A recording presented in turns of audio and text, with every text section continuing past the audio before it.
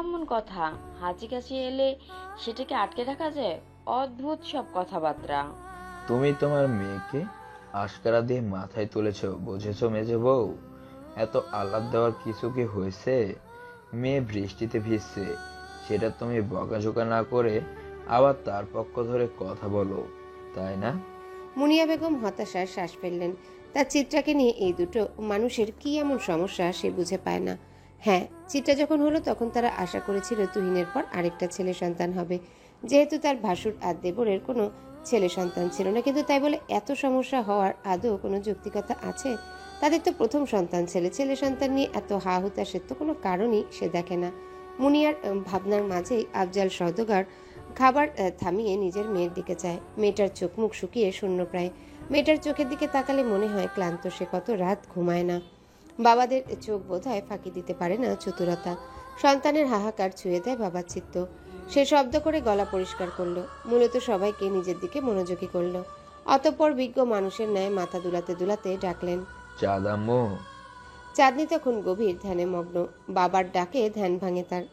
ঘোরগ্রস্ত মানুষের মতন বলে, বলো আব্বু। মা, তুমি কি আমাকে বিশ্বাস করো না? আফজাল সওদাগরের এমন প্রশ্নে চাঁদনি সহ উপস্থিত সকলে অবাক হলো। চাঁদনি কপাল কুঁচকে জিজ্ঞাসা করলো, এমন কথা বলছো কেন আব্বু? তুমি উত্তর দাও আম্মু। হ্যাঁ আব্বু, নিজের থেকেও বেশি বিশ্বাস করি। তুমি কি এটা মানবে যে আমি যে কোনো সিদ্ধান্ত নিলে সেটা তুমি অবশ্যই তোমার ভালোর জন্যই নি? চাঁদনির এবার বুক কাঁপছে, শরীর বেয়ে ঘাম শিশির বিন্দুর ন্যায় গড়িয়ে পড়ছে। বাবা কি এমন কোনো সিদ্ধান্ত নিয়েছে যে সে এটা মানতে পারবে না? বাবা ভয়ঙ্কর কোনো সিদ্ধান্ত নিয়েছেন বলেই তো এভাবে বলছেন। বাবা কি তাকে বিয়ে দিয়ে দিবে? চাঁদনির শক্ত চোখের কোণে মুক্তোর দানার মতন অশ্রুরা কত গীতিকাব্য লিখছে, কিন্তু পরিস্থিতির কারণে মুক্তি পাচ্ছে না। রোজা সওদাগর স্বামীর দিকে তাকিয়ে প্রশ্ন তুললেন, কি বলবে খুলে বলো। ওর বিয়ের ব্যাপারে যে বলেছিলাম সেটা ভেবেছিলে? রোজা সওদাগরের কথার পিঠে চাঁদনির দাদিও প্রশ্ন ছুড়লেন, আমি যে ছেলেটার কথা বলছি তাকে নিয়ে কি কিছু বলবি? ছেলে কিন্তু ভালো। চাঁদনি মাথা নিচু করেই রইল, চোখ বেয়ে উপচে পড়ছে অশ্রু, তবে সে তা প্রকাশ্যে আনবে না। ভুল তো তার হয়েছে, এবার না হয় প্রায়শ্চিত্ত করবে। আর তার এই ভুলে যে অংশীদার ছিল সে তো বেমালুম ভুলেই বসে আছে চাঁদনি নামক মেয়েটার কথা। এই মেয়েটার জীবন যে কতটা নরক করেছে সেই কথা ছেলেটার অবগত নেই বোধহয়। চিত্রা অসহায় চোখে তাকালো, ভেঙে আসা অসুস্থ স্বরে বলল, বড় আব্বু আপাকে এখনই বিয়ে দিয়ে দেবে? আর কটা দিন সময় দিলে। তোমাকে কেউ জিজ্ঞেস করছে বেয়াদব নেই? বড়টার মাঝখানে কথা বলতে আসো, লজ্জা শরম নেই? সব তোমার জন্য, বুঝলে? একমাত্র তোমার জন্য আজ এত সমস্যা। বাবার ধমকে নাজুক চিত্রার লজ্জায় অপমানে চোখে জল এলো। বড় ভাই বুঝলো হয়তো বোনের কষ্ট, তাই তো বেশ মশকরা করে বাবার উদ্দেশ্যে বলল, এ আর নতুন কি? পৃথিবীর সব ঘটনাই তো দোষ চিত্রার। পৃথিবী যদি কোনোদিন গোল থেকে ত্রিভুজ আকৃতি হয়ে যায় তবে সে দায়ী হলো চিত্রার। তুহিন, আহ, আমি তোমাকে কথা বলছি তো। কি শুরু করলে নুরু? কথাটা শেষ করতে দিবি না কি? আফজাল সওদাগরের ধমকে নিশ্চুপ পুরো পরিবেশ। চাঁদনির নত মাথার দিকে তাকিয়ে আফজাল সওদাগর প্রশ্ন করলেন, আমি যে কোনো সিদ্ধান্ত এখন জানাবো, তার আগে আমার কিছু প্রশ্ন ছিল। আমি কি করব? চাঁদনি ঘাড়কাত করে সম্মতি জানালো। আফজাল সওদাগর সম্মতি পেতে জিজ্ঞাসা করলেন, কাউকে তোমার পছন্দ? মানে কাউকে ভালোবাসো? চাঁদনি চোখ তুলে বাবার দিকে তাকালো, চোখে তার অশ্রুতে টইটুম্বর, কণ্ঠ কাঁপছে, তবুও বহু কষ্টে উত্তর দিল, বাসতাম আব্বু। উপস্থিত মহলে যেন নিবিড় বজ্রপাত হলো। চাঁদনির মা হায় হায় করে উঠল, চিত্রার চোখে জমল জল। তার আপার যে এই কথাটা বলতে কতটুকু বুক ফেটেছে তা বোধহয় তার চেয়ে ভালো কেউ জানে না। রোজা সওদাগর তখন অগ্নিশর্মা। মেয়েদের দিকে তেড়ে যেতে নিলে বাধা দিলেন আফজাল সওদাগর। ধমকে বললেন, যদি ওর শরীরের একটা টোকাও পড়ে তবে তোমার শরীর কত টুকরা হবে তুমি আন্দাজ করতে পারবে না। আমার ক্ষমতা নিশ্চয়ই তুমি ভুলে যাওনি। রোজা সওদাগর নিজের স্বামীর এহেন ধমকে যেন কিছুটা শিহরিত হলেন, দাঁড়িয়ে গেল শরীরের লোমকূপ। স্বামীর অতীত তার অজানা নয়, একসময় ভয়ঙ্কর লোক ছিলেন তিনি। চাঁদনি নিজের বাবার পানে চেয়ে আছে উত্তরের আশায়। বাবা কি এমন বলবেন যে সবাইকে এতটা চুপ করিয়ে দিচ্ছেন? নিশ্চয়ই ভয়ঙ্কর কিছু। আফজাল সওদাগর আবারও মেয়ের পানে তাকালেন, কোমল কণ্ঠে বললেন, ভালোবাসতে? তার মানে এখন বাসো না, তাই তো? চাঁদনির কথাটা উচ্চারণ করতে কষ্ট হচ্ছে, তবুও সে উত্তর দিল। না। কতদিনের সম্পর্ক ছিল? চাঁদনি অস্বস্তি জড়ানো কণ্ঠে জবাব দিল। প্রায় 8 বছর। থেমে গেল সকলের শ্বাস প্রশ্বাস। বিস্ফোরিত নয়নজোড়া মেলে সবাই চাঁদনির দিকে তাকিয়ে রইল, অথচ চাঁদনির দৃষ্টি নত। চিত্রা তখন নিঃশব্দে কাঁদছে। তার আপার যে ভীষণ কষ্ট হচ্ছে সেটা কিভাবে বুঝাবে সবাইকে। অবাক স্বরে অবনী বেগম বললেন, 8 বছর। চাঁদনি কেবল উপর নিচ মাথা নাড়ল। চাঁদনির মা রুক্ষ কণ্ঠে বললেন, আম্মু, সব তো খেয়েই ফেললাম তোমাদের, এবার বোধহয় তুমি আমার জান খেতে যাচ্ছ। চাঁদনির ধীর একটা বাক্যে মায়ের সত্তা নড়ে উঠল। আফজাল সওদাগর নিজের স্ত্রীর পানে তাকালেন চোখ রাঙিয়ে। লোকটার চক্ষু রক্তজবা প্রায়। রোজা সওদাগর তা দেখে ফ্যাচফ্যাচ করে কেঁদে দিলেন। ছুটে চলে গেলেন নিজের ঘরে। পরিস্থিতি আবার স্বাভাবিক হতে এবার শ্বাস ফেলে পুরো দমে কথা বললেন আফজাল সওদাগর। চাঁদমা, আমি তোমার বাবা। আমি অবুঝ নই। আমি বুঝতে পেরেছিলাম আমার মেয়েটা ভালো নেই। বেশ কদিন যাবৎ সে খারাপ আছে। তোমার মা বুঝেনি, সেটা তার ব্যর্থতা। তোমার ছবি নিয়ে একটা কেলেঙ্কারি হলো, যা তোমার প্রাপ্য নয়, তবুও অপমান জুটেছে তোমার ভাগ্যে। ওই যে মানুষ অন্যের ভালো সহ্য করতে পারে না, সেই জন্য বোধ করি আমাদের সামান্য একটা ঘটনাকে কেন্দ্র করে আমাদের হিংসা করা কোনো মানুষ দুর্বলতা বানিয়ে নোংরামি ছড়িয়ে দিয়েছে এলাকা জুড়ে। এতে কি হয়েছে? বড়জোর মানুষ তোমাকে খারাপ ভাবছে, তবে মানুষের ভাবনায় কি আর আমার ফুলের মতো চাঁদের গায়ে কলঙ্ক লেপে যায়? যায় না। তুমি ভয় পাচ্ছ আব্বু তোমার প্রতি নিষ্ঠুর হয়ে খারাপ কোনো সিদ্ধান্ত নিয়ে ফেলে কিনা, কিন্তু তোমার আব্বু এখনো এত মন পাষাণ হয়নি। তুমি দীর্ঘ 8 বছরে কাউকে ভালোবেসেছো, তাকে এত সহজে তুমি হয়তো ভুলতে পারবে না। আমি চাইও না তোমার উপর কিছুটা চাপিয়ে দিতে, তবে আম্মু বাবা হিসেবে চাই তুমি ভালো থেকো। আর সেজন্যই আমি তোমার ইচ্ছের বিরুদ্ধে অন্য কোনো সম্পর্কের সাথে জড়াবো না। কিন্তু তোমাকে বাঁচাতে আমি তোমাকে এদেশ থেকে পাঠিয়ে দেব অন্য কোথাও। তুমি একা থাকবে, ভালো থাকবে, নিজেকে গুছিয়ে নেবে, সেই প্রত্যাশায়। আর আমি তোমার পাশে আছি। ভালো থাকার জন্য তোমার আরেকটা মানুষের প্রয়োজন ছিল, এটা আমি বলবো না। একাও ভালো থাকা যায়, আর তুমি আপাতত একাই ভালো থাকবে। তুমি বলেছিলে তোমার সুইজারল্যান্ডে যাওয়ার ইচ্ছে, বরফ দেখার ইচ্ছে। তোমার সেই শখ পূরণ করবে তোমার বাবা। তুমি খুব শীঘ্রই সেখানে চলে যাবে। তোমার ভিসা তৈরি। ভেবেছিলাম তোমাকে উপহার হিসেবে দেব, সেই জন্যই না জানিয়ে তোমার ভিসার কার্যক্রম শুরু করছিলাম। কে জানতো সে উপহার তোমাকে একটাবার বাঁচানোর জন্য কাজে লাগাতে হবে। আমার পরম ব্যর্থতা। তোমাকে দেশ ভ্রমণের ভিসা দিতে পারলাম, অথচ ভালো থাকার মানুষটাকে হয়তো দিতে পারলাম না। তুমি ভালো থাকবে চাঁদ, তুমি ভালো থাকবে, তাই না আম্মু? চাঁদনি বাবার থেকে এতটা ভালোবাসা বোধহয় আশা করেনি। হাউমাউ করে কেঁদে উঠল মেয়েটা। আফজাল সওদাগর চেয়ার ছেড়ে উঠে গিয়ে মেয়েকে জড়িয়ে ধরলেন। কেঁদে উঠলেন পাহাড়ের মতন বাবাও। সন্তানের অসহায়তে বাবাও যে নিজেদের বড় ব্যর্থ মনে করেন। উপস্থিত সকলের চোখে অশ্রুচিত্রাও ডুকরে কেঁদে উঠল। চাঁদনি আপার এত ভালো ভাগ্য দেখে তার আজ তৃপ্তি লাগছে। যাক, অন্তত কিছু তো পেল মানুষটা। মধ্যরাতে বাতায়নের কোল ঘেঁষে জ্যোৎস্না হামাগুড়ি দিচ্ছে চিত্রার ঘরের মেঝেতে। আজ পুরো এলাকাতে বিদ্যুৎ নেই। কিছু একটা কারণবশত বিদ্যুৎ সংযোগ বিচ্ছিন্ন হয়েছে। ঘুম নেই মেয়েটার চোখে। বাহার ভাইয়ের সাথে সেদিন রাস্তায় কথা বলার পর আর দেখা হয়নি। তার অসুস্থতার জন্য পড়াতে আসেনি মানুষটা। গত কয়েকদিন যাবতই মেয়েটার থেমে থেমে জ্বর আসছে আর শুকনো কাশি দেখা দিয়েছে। অতিরিক্ত ঠান্ডা থেকেই বোধহয় এই সমস্যা।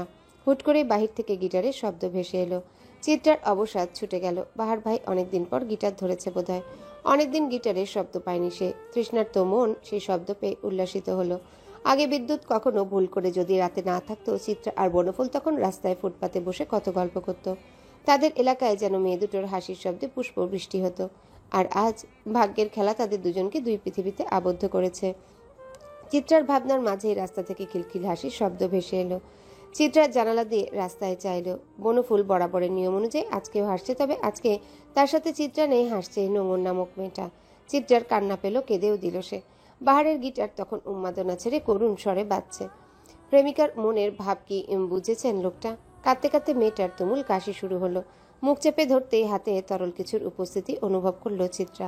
হাতটা চোখের সামনে ধরতেই জ্যোৎস্নার আলোয় চিকচিক করলো লাল রঙের তরল পদার্থ। পাশের ছাদে বাহার ভাইয়ের অবয়বটাও নিশ্চুপ। তার গিটারের সুরে হুট করে ছন্দপতন হলো। তার গিটারটাও কি বুঝলো ঝড়ের পূর্বাভাস? উত্তপ্ত গরম ঘামে ভিজে একাকার চিত্রা আজ কলেজে এসেছে অ্যাডমিট কার্ড নিতে। এই তো আর কিছুদিনের মাথায় তার পরীক্ষা শুরু হবে। অ্যাডমিট কার্ড নিতে এসে ভিড়ে এসে অতিষ্ঠ হয়ে গেছে, মাথা ঘুরছে খালি। এত রোদেও যে আজ কি মনে করে উঠলো সে বুঝে পাচ্ছে না। কি বিরক্তকর! অ্যাডমিট কার্ড নিয়ে চিত্রা কলেজ থেকে বেরোতে যেন হাঁপ ছেড়ে বাঁচল। দমবন্ধ ভাবটা কিছুটা কম লাগছে। চিত্রা ডানে বামে তাকালো, রিক্সার খোঁজ করলো। কোনো রিক্সা নেই আশেপাশে। যেদিন প্রয়োজন পড়ে সেদিনই রিক্সাগুলো উধাও হয়ে যায়। কোথায় যায় কে জানে। চিত্রাকে বিরক্ত করতে বাহার ভাইয়ের পাশাপাশি প্রকৃতিও সচেষ্ট। চিত্রা আশেপাশে তাকাতেই তার ডান দিকের গলিটাতে বনফুলকে ছুটে যেতে দেখা গেল। চিত্রা কিছুটা বিস্মিত হলো। বনফুলের কলেজ এ রাস্তায় না, এতটা দূরে মেয়েটার একা আসারও কথা না, কিন্তু ও এখানে কি করতে এলো? বনফুল তত চতুর মেয়েও না যে একা একা এখানে চলে আসবে। তাহলে এখানে কেন এলো মেয়েটা? চিত্রার কপাল কুঁচকে গেল চিন্তায়। সেও কিছুটা ছুটেই সেই গলির দিকে গেল। বনফুল ততক্ষণে অনেকটা দূরে। চিত্রা জোরে ডাক দিতে গিয়েও দিল না, কি মনে করে যেন থেমে গেল। বনফুলের হাবভাব তার স্বাভাবিক ঠেকছে না। মেয়েটা কেমন সাবধানী চোখে আশেপাশে তাকাচ্ছে। কিসের ভয় মেয়েটার? কিসের ভয়ে সে এমন করছে? চিত্রা পায়ের গতি আরো বাড়ালো, কিন্তু ভাগ্য খারাপ হলে যা হয়। দ্রুত ছুটতে গিয়ে চলন্ত এক মোটরসাইকেলের সাথে ভয়ঙ্কর এক ধাক্কা খেয়ে ছিটকে গিয়ে পড়ে সে পথের ধারে। মুখ থুবড়ে পড়ায় বা হাতটা চিনচিন এক তীক্ষ্ণ ব্যথা করে উঠল। সে ব্যথায় ঘুরে উঠল চিত্রার মাথা। অসহ্যকর ব্যথাটা সহ্য করতে না পেরে মেয়েটা গগন বিদারক চিৎকার দিয়ে ওঠে। মোটরসাইকেলের ছেলেটা তৎক্ষণাৎ তার গাড়ি থামিয়ে ছুটে এলো। ছেলেটাকে ঝাপসা চোখে দেখে চিত্রা বিড়বিড় করে উঠল, ধীরস্বরে বলল, আমাকে বাঁচাও, বাঁচাও। তারপর মেয়েটা জ্ঞান হারালো। শূন্য মস্তিষ্ক কাজ করা বন্ধ করে দিয়ে কেমন নিস্তেজ হয়ে পড়ল। ওই ভার্সিটি থেকে ফিরতেই অপ্রিয় মহিলার মুখমণ্ডল দর্শন করে বিরক্ত হলো। বিরক্তি ছড়িয়ে পড়ল তার চোখে মুখে। সে নিজেকে কিছুটা ঠান্ডা রাখার চেষ্টা করে তার রুমের দিকে এগিয়ে যেতে উদ্যত হলো, কিন্তু শেষমেশ সে আর যেতে পারল না। তার আগে মহিলাটি হাসি মুখে কাছে এলেন, গদগদ করে বললেন, আমার ওহু কেমন আছে? ওহি বিরক্ত চোখে তাকালো। ড্রয়িং রুমে তার বাবা, চাচা, বড় আব্বু, বড় আম্মু, মেজো আম্মু সহ সবাই উপস্থিত। সাথে মহিলাটার স্বামীও এসেছেন বোধহয়। এতগুলো মানুষের সামনে বাজে ব্যবহার করতে বাধল ওহির।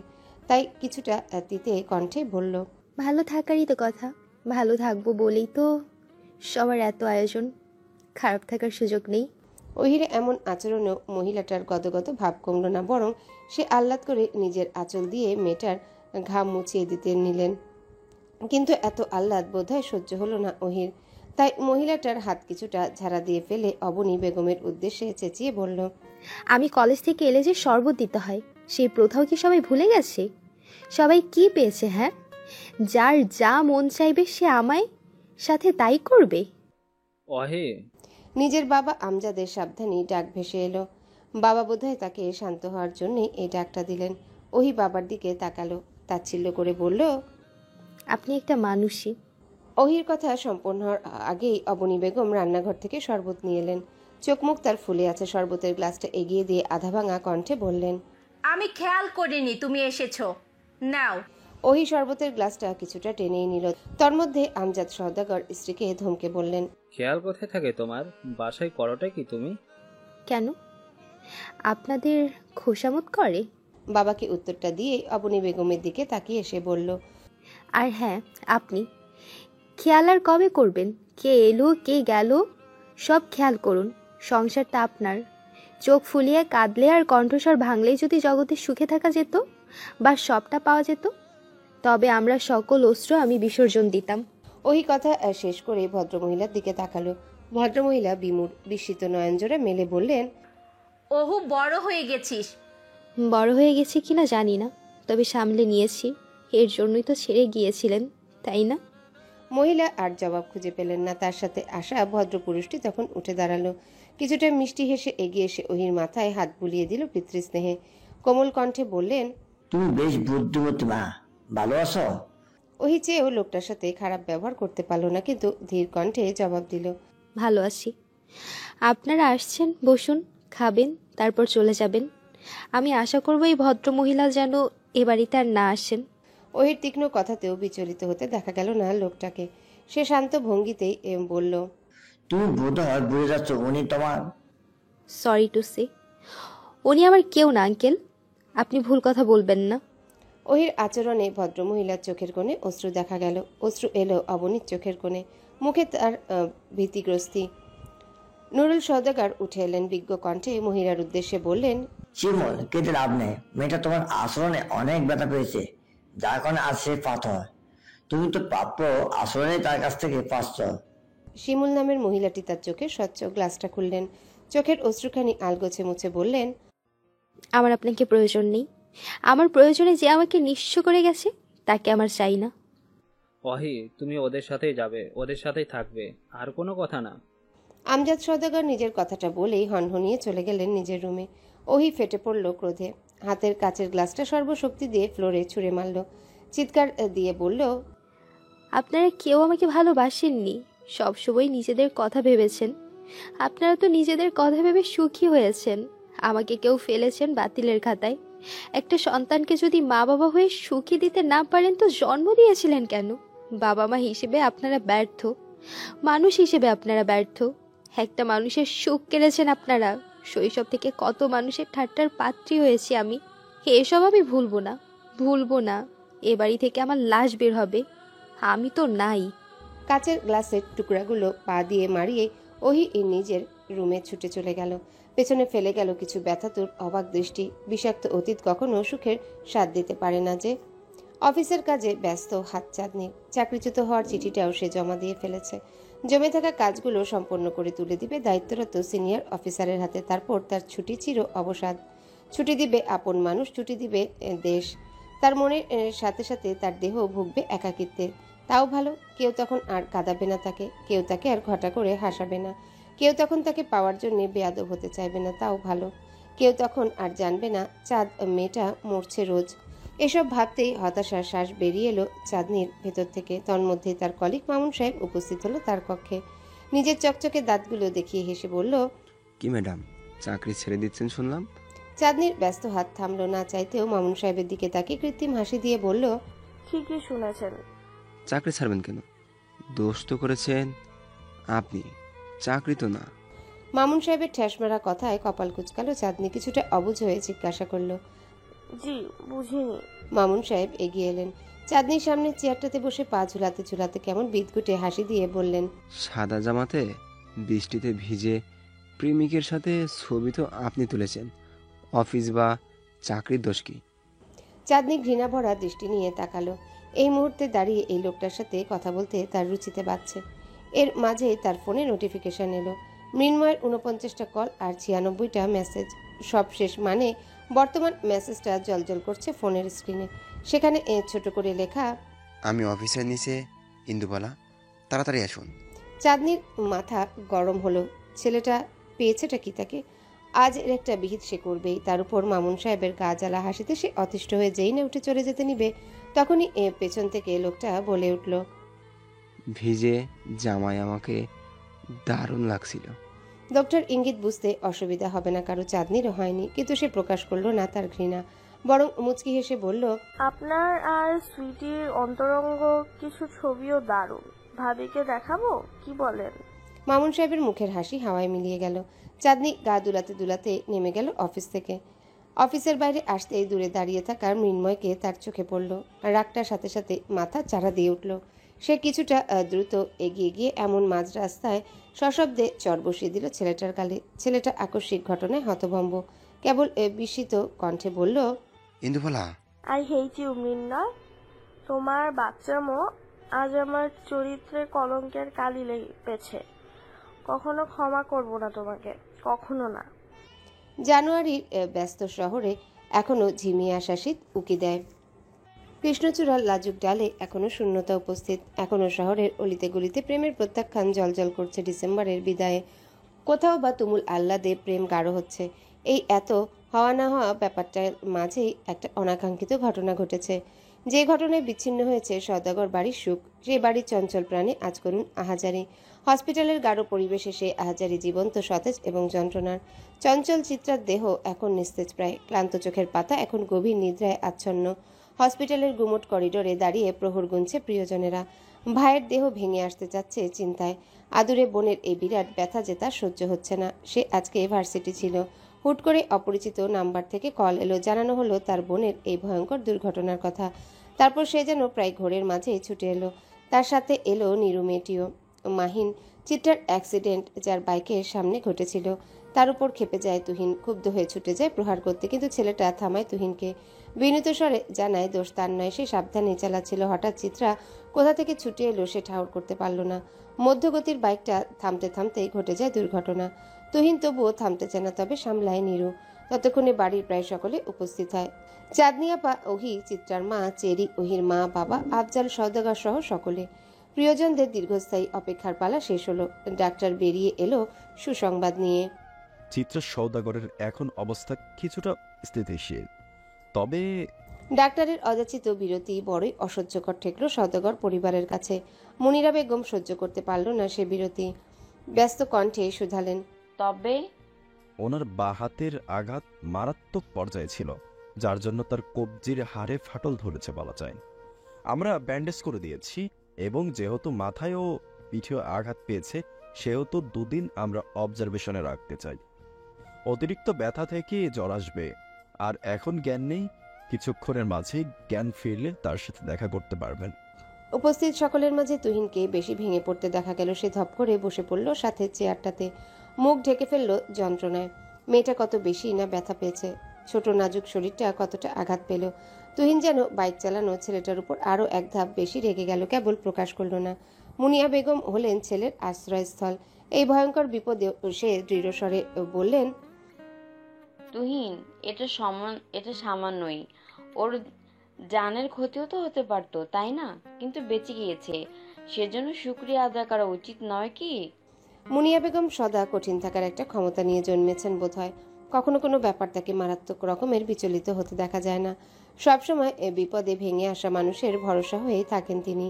তবে ওহির কান্না, চেরির কান্না সামলানোর দায়িত্ব যেহেতু তার ঘাড়ে পড়েছে, তাই আর তার আড়ম্বরপূর্ণভাবে কান্না করা হচ্ছে না। তবে তার ভেতরটা ভেঙে আসছে। চিত্রা তার খারাপ সময়ের কঠিন ঢাল। অভিমানী মেয়েটাও চাঁদনি আপাকে বাঁচাতে বড়দের সামনে বুক পেতে রাখে। চাঁদনি আপার কষ্ট দেখে সেই মেয়েই তো হাউমাউ করে কাঁদে। পৃথিবীতে আমাদের জন্য কান্না করা মানুষের বড়ই অভাব। বেঁচে থাকা মানুষের জন্য সচরাচর কেউ কাঁদে না। কাঁদে তো মৃত মানুষের জন্য, অথচ সেই প্রথা মিথ্যা করে দিয়ে চিত্রা পায় রোজই কাঁদে চাঁদনি আপার দুঃখে। এই মেয়েটাকে হারালে চাঁদনি যে নিজের জীবনের সবচেয়ে উজ্জ্বল শুভাকাঙ্ক্ষীকে হারাবে। কত শত ভাবনার মাঝে চাঁদনির ফোন বেজে উঠল খুব গোপনে। ফোনের ভাইব্রেশনের তোপে কাঁপছে যেন তার শরীরও। চাঁদনি ভ্রু কুচকালো। ফোন বের করতেই ফোনের স্ক্রিনে ভেসে উঠল মৃন্ময়ের নামটি। মৃন্ময়ের নামটা দেখেই চাঁদনির রাগ সপ্তম আকাশে পৌঁছে গেল। ভেতর ভেতর ভোতা একটা রাগ যেন মাথাচাড়া দিয়ে উঠল। তার চরম সর্বনাশ করেও, এমন মাঝ রাস্তায় চর খাওয়ার পরেও কি এই নির্লজ্জটা শিক্ষা হবে না? চাঁদনি ফোনের দিকে তাকে আকাশ পাতাল ভাবতে ভাবতে ফোনটা কেটে গেল। চাঁদনি জানে সে যতক্ষণ ফোন না ধরবে ততক্ষণ একটা না ছেলেটা ফোন দিতেই থাকবে। তাই সে অপেক্ষা করে দ্বিতীয়বার কলের জন্য। কিন্তু চাঁদনির অপেক্ষারা সময় বাড়িয়ে সেকেন্ড থেকে মিনিট হয়, অথচ দ্বিতীয় কলটি আর আসে না। ক্ষণে ক্ষণে চলতে চলতে মিনিটের কাঁটা পাঁচে গিয়ে ঠেকে। চিরপরিচিত অভ্যাসটি মিথ্যে হয়ে যায় কোন সে অবহেলায়, নতুন নিয়মে। ছেলেটি আর কল দেয় না। চাঁদনি তীর্থের কাকের ন্যায় নির্নিমেষ তাকিয়ে থাকে ফোনের স্ক্রিনে। অতঃপর সে অনুভব করে তার অপেক্ষা কেউ একজন উপেক্ষা করে নিয়ম বদলে ফেলেছে। ভেতর থেকে ভারী শ্বাস বেরিয়ে আসে। বদলে যাওয়ার এই পৃথিবীতে সকল নিয়ম যে অনিয়মে এসে ঠেকে, চাঁদনি তা ভুলে গেল কি করে? চিত্রার জ্ঞান ফিরতেই কেবিনে ভিড় করে তার প্রিয়জনেরা। চিত্রা চোখ মেলে তাকায়। তীক্ষ্ণ একটা ব্যথা তার শরীর জুড়ে ছড়াছড়ি করে। সে ঘোলা চোখে চারিপাশে তাকায়। আবছা দৃষ্টিতে সকলের মুখ দৃষ্টিগোচর হয়। তুমুল ব্যথা নিয়েও চিত্রা ক্ষীণ হাসল। অসুস্থ স্বরে বলল, কাঁদছো কেন? আমি সুস্থ হয়ে গিয়েছি। এতটুকু কথা বলতে গিয়েও যেন মেয়েটা হাঁপিয়ে উঠল। ওহির ফ্যাচফ্যাচ কান্না ততক্ষণে শব্দতে রূপান্তরিত হলো। চিত্রা হাসল। পরিস্থিতি স্বাভাবিক করতে বলল, ওহি এবার পুরোদমে কেঁদে উঠল। শাসানোর ভঙ্গিতে বলল, আমি কি দেখছি? ছোট আপা আমার জন্য কাঁদছে। তুমি এত কেয়ারলেস কেন? এজন্যই তুমি বকা খাও। সাবধানে চলতে না পারলে রাস্তায় বের হবে না। শুধু শুধু আমাদের চিন্তায় ফেলেছো। তোমাকে যদি আর একা বের হতে দিয়েছি তো দেখো। ভাগ্যিস বের হয়েছিলাম, না হয় ছোট আপা যে আমায় এত ভালোবাসে সেটা কি জানতাম নাকি? মেয়েটা এই অবস্থাতেও দুষ্টুমি করে যাচ্ছে দেখে ওহির মায়া আরো বাড়ল। সে মায়া নিয়ে সে আদুরে ভঙ্গিতে ছুঁয়ে দিল বোনের চোখ মুখ। বহির ভাবভঙ্গিতে কখনো এত ভালোবাসার বহিঃপ্রকাশ ঘটেনি, কিন্তু ভালোবাসা যে খুব বেশি দিন লুকিয়ে রাখা যায় না। চিত্রার ডান চোখের কার্নিশ ঘেঁষে খুব গোপনে পালিয়ে গেল মুক্তোর মতন অশ্রুবিন্দুরা। একে একে বাড়ির সকলেই তাকে আদর করলো, কিন্তু তুহিন দাঁড়িয়ে রইল কিছুটা দূরে দরজার সাথে। তার পাশেই দাঁড়িয়ে আছে নীরু। বাড়ির সকলের আদরের পালা যখন শেষ হলো তখন নীরু এগিয়ে এলো, মিষ্টি হেসে শুধালো, ভালো আছো? চিত্রা শুনল প্রশ্নটা, তবে জবাব দিল না, বরং মুখ ফিরিয়ে নিল সাথে সাথে। নীরু মেয়েটা কিঞ্চিত লজ্জা পেল বোধহয় চিত্রার আচরণে, তবুও চিত্রার মাথায় আদরে হাত রাখলো, ক্ষীণস্বরে বলল, সুস্থ হয়ে ওঠো তাড়াতাড়ি। তোমার ভাই তো তোমার এই অবস্থা দেখে কাঁদতে কাঁদতে নিজের অবস্থা নাজেহাল করে ফেলেছে। আপনি তো আছেন সামলানোর জন্য, আপনি থাকলেই আমার ভাইয়ের আর কিচ্ছু লাগবে না। চিত্রার গলার স্বর কঠিন, তাজ্জব বাড়ির লোক। মুনিয়া বেগম ধমকে উঠলেন, চিত্রা? নীরু মেয়েটার মুখে তবুও হাসি। সে চিত্রার মাথায় হাত আগের মতো রেখেই উত্তর দিল, আমি সামলাতে হয়তো পারবো, কিন্তু তোমার শূন্যতা আদৌ আমি পূরণ করতে পারতাম। তোমার ভাইয়ের জীবনে তোমার জায়গাটা ঠিক কি তা বোধ করি আমার বলে দিতে হবে না, তাই না? তাহলে কেন শুধু শুধু আমার সাথে তোমার তুলনা করে তোমার নিজের জায়গাটাকে হালকা করছো? মেয়েটার কথা শুনে চিত্রার শক্ত মুখের আদল নরম হলো, কিন্তু সে তবুও নীরু মেয়েটার উপস্থিতি ভালোভাবে নিতে পারল না। পুরনো ক্ষতে নতুন জ্বলন তৈরি হলো। ভাইয়া আর এই নীরু মেয়েটার জন্যই আজ তার এবং বনফুলের সম্পর্কে ঘুণে ধরেছে। নরম হয়েছে বন্ধুত্বের শক্ত ভিটে। চিত্রার চোখে যন্ত্রণার অশ্রু। আজকের দিনটা অন্যরকম হতে পারত। আজকে তার পাশে বসে বনফুল মেয়েটার হাউমাউ করে কান্না করার দৃশ্য হতে পারত। বোকা বোকা কণ্ঠে মেয়েটা হয়তো চিত্রাকে বকত। বন্ধুত্বের বন্ধন আরো গাঢ় হতো হয়তো, কিন্তু কিছু হলো না, তেমন কিছু না। সব বদলে গেছে। তার এমন ভয়ঙ্কর অবস্থার কথা জেনেও বনফুলের মন গলেনি। আসেনি মেয়েটা তাকে দেখতে। কিচ্ছু আর আগের মতো নেই, কিচ্ছু না। চিত্রার কোমল মনে আছড়ে উঠল শূন্যতা। সে ফুপিয়ে কেঁদে দিল সেই শূন্যতা সামলাতে না পেরে। ভাইয়ের দিকে অভিমানী দৃষ্টি নিক্ষেপ করে বলল, চলে যাও তুমি ভাইজান, চলে যাও। তুমি আমার সুখে কালি দিয়েছো, তোমাকে আমি ক্ষমা করব না, চলে যাও। তুহিন ফ্যাল করে বোনের কন্দনরত মুখের দিকে তাকিয়ে থাকলো কিয়ৎক্ষণ। অতঃপর মিনিট পেরুতেই মাথা নত করে কেবিন ছাড়ল। সকলেই এসব হতবিহবল চোখে দেখল। এছাড়া তাদের করার যে কিছুই নেই। আকাশের বুকে বিরাট রূপোর থালার মতন চাঁদ একে নির্বিকার হাসছেন সৃষ্টিকর্তা, এক একটা তাজা তাজা প্রাণের অসহ্য ব্যথা দেখে। ভাবছেন মনুষ্য জন্ম গেল দুঃখ পুষে, অথচ মানুষ চাইলেই দুঃখ ভুলে সুন্দর জীবন সাজাতে পারত। চাঁদনির ভেজা চুল থেকে জল গড়িয়ে পড়ছে তার জামায়। চুলের জলে ভিজে গেছে পিঠের একাংশ, অথচ মেয়েটার হেলদোল নেই। সে শূন্য চোখে চাঁদ দেখতে ব্যস্ত। ক্লান্তিতে ভেঙে আসছে শরীর। হসপিটাল থেকে এসেই গোসল করেছে। গরম শীতের নাতিশীতোষ্ণ আবহাওয়ায় সে প্রায় জুবুথুবু। মোবাইল স্ক্রিনে থমকে গেছে তার অপেক্ষারা। চিরস্থায়ীভাবেই হয়তো সে হতাশার শ্বাস ফেলল। টানা 1.5 ঘন্টা যাবৎ বারান্দায় দাঁড়িয়ে থাকার পরও পাশের বিল্ডিং থেকে আজ চিরপরিচিত স্বরে কেউ ইন্দুবালা বলে ডাক দেয়নি। এমনকি কেউ আধো আদ্র সুরে গান তুলেনি ইন্দুবালা গো বলে। নিজের এহনো ভাবনায় বিরক্ত চাঁদনি। না, সে মৃন্ময়কে ভালোবেসে এসব ভাবছে তেমনটা না। সে ভাবছে অভ্যাসবশত। মানুষ সব বদলাতে পারলেও অভ্যাস বদলাতে তার বহু সময় লাগে। তাই হুট করে চাঁদনি চাইলেও তো আর অভ্যাস বদলাতে পারছে না। অভ্যাসে তোপে না চাইতেও ভেবে ফেলেছে ছেলেটাকে। তন্মধ্যে চাঁদনির ফোনে নোটিফিকেশন আসে। সে ফেসবুক অন করতেই মৃন্ময়ের কতগুলো হাস্যোজ্জ্বল ছবি দেখতে পায়। কোথাও একটা গিয়েছে সে কারো বিয়ের অনুষ্ঠানে, বোধহয় বন্ধু বান্ধবের সাথে আনন্দের ছবি দিয়ে ভাসাচ্ছে নিউজ ফিড। কই, মৃন্ময়ের মুখের কোথাও তো দুঃখের কোনো প্রলেপ নেই। তবে চাঁদনি কেন তাকে ভেবে 1.5 ঘন্টা বিসর্জন দিল? নিজের প্রশ্নের ভারেই নুয়ে আসে চাঁদনির অনুভূতি। সবশেষে সে ব্লক করে মৃন্ময়ের ফেসবুক আইডিটা। হতাশার শ্বাস পেলে তাচ্ছিল্য করে বলে, আমি তো ভুলেই গিয়েছিলাম মিন্নয়, শাহাদাতের ভাই। ব্যাস, এখানে হয়তো আরেকটা সদ্য জন্ম নেওয়া ভালো লাগার পুষ্প অঙ্কুরে বিনষ্ট হলো। হসপিটালের বেডে চিত্রার ক্লান্তিভাব ছড়িয়ে আছে, সাথে হতাশাও। কিসের একটা বুক ভার করা অনুভূতি তাকে শান্তি দিচ্ছে না। কিসের সেই অনুভূতিটা? বনফুল আর বাহারের অনুপস্থিতি কি সেই বুক ভারের কারণ? মুনিয়া বেগম বসে আছেন তার বেডের পাশে, চোখে রাজ্যের ঘুম, তবে মেয়েকে পাহারা দেওয়ার জন্য ঘুম আর হয়ে উঠছে না। নিস্তব্ধতা ঠেলে চিত্রার কেবিনে কারো প্রবেশ করতেই সজাগ হয়ে গেল মুনিয়া বেগমের ক্লান্ত দেহ। ঘাড় ঘুরিয়ে নিজের স্বামীকে দেখতেই ভ্রু কুচকালো। অবাক কণ্ঠে বলল, তোমার সময় হয়েছে তাহলে? নুরুল সওদাগর স্ত্রীর পানে চাইল গম্ভীর দৃষ্টিতে। রাশভারী কণ্ঠে বললেন, সময় হয়েছে বলেই এসেছি, একটা কথা আমার পছন্দ নয়। মুনিয়া বেগম হয়তো আরো 2-4টা কঠিন কথা বলতেন, কিন্তু চিত্রার কোমল মুখ পানে চেয়ে মায়ের ভাষারা নরম হয়ে গেলেন। স্বামীর দিকে অগ্নিদৃষ্টি ফেলে চুপ হয়ে গেলেন সে মুহূর্তেই। নুরুল সওদাগর গম্ভীর পায়ে এগিয়ে এলেন। গমগমে স্বরে বললেন, সাবধান চলতে পারো না? সামনে পরীক্ষা তোমার, আর তুমি হাত পা ভেঙে বসে আছো। চিত্রার মাথা নত ক্ষীণস্বরে উত্তর দেয়। সরি আব্বু। চিত্রা ভেবেছিল তার বাবা হয়তো আরো কয়েকটা কথা শোনাবেন, কিন্তু তাকে অবাক করে দিয়ে বাবা আর বকাঝকা করলেন না। কিয়ৎক্ষণ মেয়ের দিকে তাকিয়ে থেকে অতঃপর প্রস্থান নিলেন।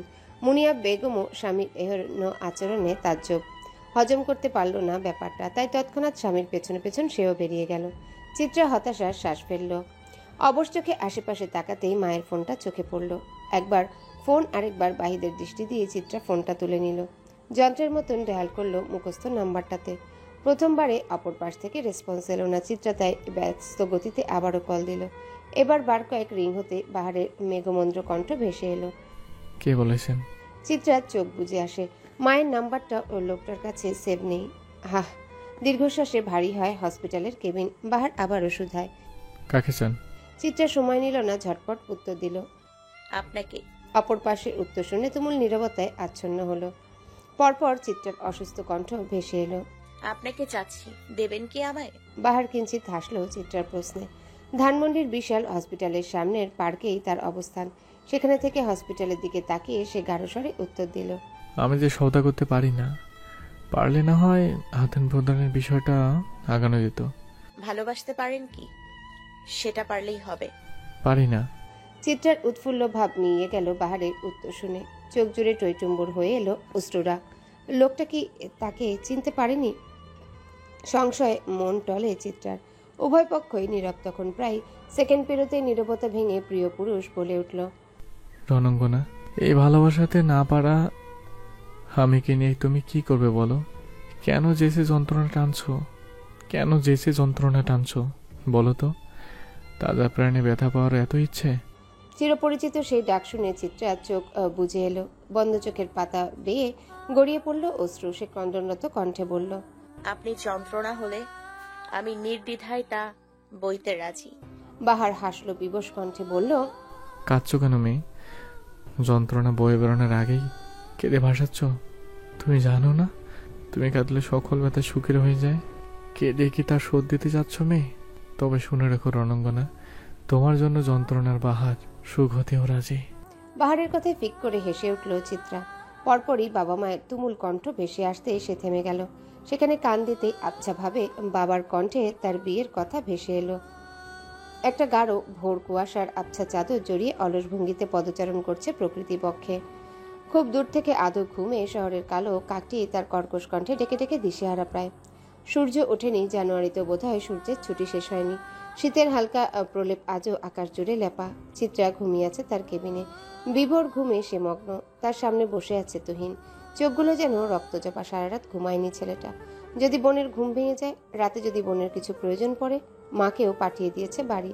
বোনের বিশাল দায়িত্বের ভারে চোখ আর বন্ধ করার ফুসরত মেলেনি। চিত্রার শরীরে ধুম জ্বর। মধ্যরাতের দিকে জ্বর এসেছে। জ্বরের জন্য বিভিন্ন পদক্ষেপ নিয়েছেন ডাক্তার, তবে কোনো কাজ হয়নি। থেকে থেকে জ্বর বাড়ছে মেয়েটার। তুহিন অবশ্য বাড়িতে এই খবরটা পৌঁছায়নি। এমনিতেই সকলে চিন্তিত, তার উপর এমন খবর দিলে সবগুলো আবার হই হুল্লা করে ছুটে আসবে। তুহিন বরাবরই ঠান্ডা মাথার ছেলে। হুটহাট সে কোনো সিদ্ধান্তই নেয় না। কেবল সেদিন বিকেলে বনফুলকে জ্বর মারা ছাড়া। সেই বিকেলের কথা ভাবতেই দীর্ঘশ্বাসে ভারী হলো তার বুক। বোনটা জ্বরের ঘোরেও প্রায় অনেকবার মেয়েটার নাম নিয়েছে। খুব দেখতে চাচ্ছে, কিন্তু তুহিনের যে কিছুই করার নেই। আদৌ কিছু করার নেই। প্রশ্নটা মাথায় ঘুরতেই মনের গহীনে একটা অনাকাঙ্ক্ষিত উত্তর উকি দিল। সে তার ডালপালা মেলে জবাব দিল, কথা আছে, কথা আছে।